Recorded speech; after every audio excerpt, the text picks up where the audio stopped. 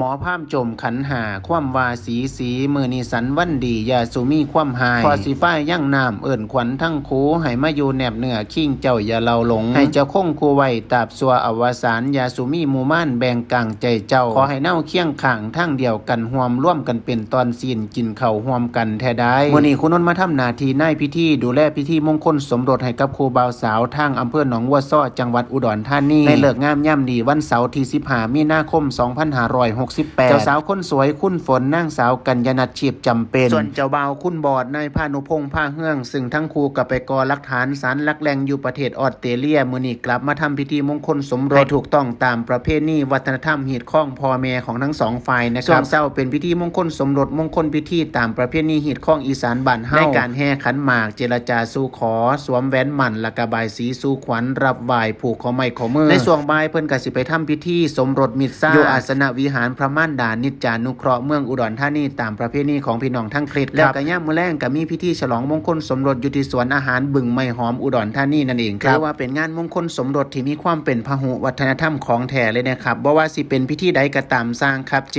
ตนาหังกัมมังวัฏามิการแสดงเจตนานั่นแหละเป็นการกระทำที่สมบูรณ์แบบโดยเฉพาะเจตนาของญาติผู้ใหญ่พ่อแม่เฒ่าแก่ร่วมอวยพรยินดีให้โอวาทคำสอนในพิธีมงคลสมรสเพื่อให้ครูบ่าวสาวเริ่มต้นชีวิตครูยังมีต้นแบบที่ดีงามมีแนวทางคำสอนเป็นแผนที่ในการเดินทางเพราะว่าครูบ่าวสาวก็ถือว่าเป็นเขาไม้ป่ามั่นสิ่งบ่ถูกบ่ควรบ่ต้องก็ต้องอาศัยพ่ออาศัยแม่ให้คำแนะนำสั่งสอนในมือสำคัญแบบนี้แหละครับคุณนนท์เองก็ต้องขอบคุณครูบ่าวสาวที่ไว้วางใจให้คุณนนท์ไปดูแลงานพิธีมงคลสมรสในช่วงเช้าและก็ช่วงแลงน้อยอวยพรให้ครูบ่าวสาวได้กลอนบทนี้ก็แล้วกันครับกัญญนัทพานุพงษ์มั่นคงพักสมรสรักปรีเปรมเกษมสันต์ฝนและบอสยอดพระถูคู่เคียงกันพรสวรรค์วันวิวาครายินดีผู้ใดมีครูมีเลิกบ่คันมีนายพิธีหรือพิธีก่อนก็เอิ้นใส่คุณนนท์ได้เด้อครับเด้อ